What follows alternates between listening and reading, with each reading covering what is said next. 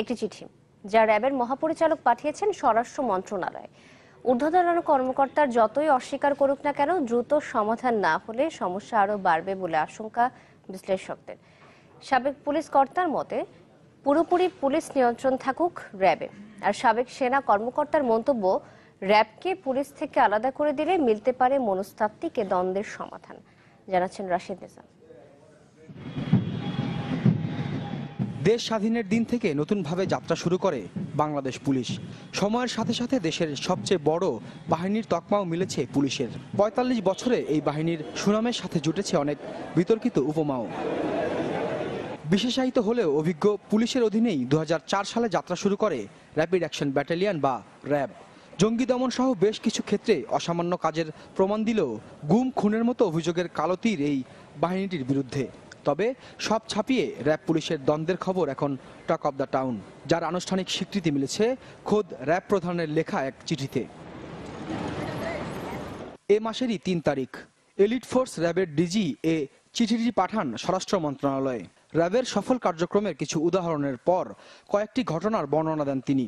অভিযোগ করেন র্যাবের বিভিন্ন অপারেশনাল কাজে পুলিশের কাছ থেকে সহযোগিতা না পাওয়ার, এমনকি র্যাব সদস্যদের শারীরিকভাবে হেনস্থা ও আঘাত করে রক্তাক্ত করার ঘটনাও লেখা ছিল তার চিঠিতে। চিঠিতে র্যাবের ডিজি আরও জানান, পুলিশের উচ্চ মহলে বারবার জানিয়েও কোনো সুরাহা হয়নি।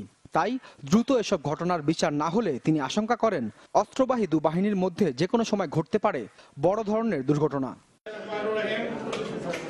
গত বৃহস্পতিবার সদর দপ্তরে আয়োজিত এক অনুষ্ঠানে র্যাবের ডিজির অভিযোগ নিয়ে জানতে চাইলে রীতিমতো অবাকই হন পুলিশের আইজি। জানান, এমন কোনো ঘটনাই ঘটেনি। ডিজি র্যাব মন্ত্রণালয়ে কোনো অভিযোগ করেন নাই, এটা আপনি ভুল তথ্য দিয়েছেন। আর ডিজি র্যাব ডাইরেক্ট আইজিকে বাদ দিয়ে মন্ত্রণালয়ে অভিযোগ করতে পারেনও না, করেন নাই। আর শুক্রবার স্বরাষ্ট্রমন্ত্রী দুই বাহিনীর দীর্ঘদিনের তৈরি হওয়া এমন দূরত্বকে তুলনা করেন ভাই বোনের সাংসারিক খুনসুটির সাথে। পুলিশ এবং র্যাবের মধ্যে এই ধরনের দুই একটি ভুল বোঝাবুঝি থাকতেই পারে। ভাই বোন মানে সংসারে এইরকম দুই একটি ঘটনা ঘটতেই পারে। পুলিশ প্রধানের এমন অস্বীকার করাকে সমস্যা এড়িয়ে যাবার প্রবণতা হিসেবে দেখছেন সাবেক আইজি নুরুল আনোয়ার। তার মতে, এর দ্রুত সমাধান না হলে যদি বড় কোনো দুর্ঘটনা ঘটে তার ফল ভুগতে হবে রাষ্ট্রকে। পুলিশ বুঝতে পারছে যে আমরা কোনো কোনো ক্ষেত্রে র্যাবের চেয়ে পিছাই নাই, বা ওই জায়গাটা র্যাবে যে অপটা যে কারণে র্যাবের তৈরি হলো সেই শূন্যতা আমরা পূরণ করতে পেরেছি বা পর্যায়ে চলে গেছি। এখন তারা র্যাবকে আগের মতো সেভাবে মূল্যায়ন করে না। যেহেতু দ্বন্দ্বটা এভাবে প্রকাশ্যে আসে নাই, আগে সরকারের দৃষ্টিও পড়ে নাই, এখন যেহেতু এটা সরকারের গোচরে আসলো, পদক্ষেপ নিলে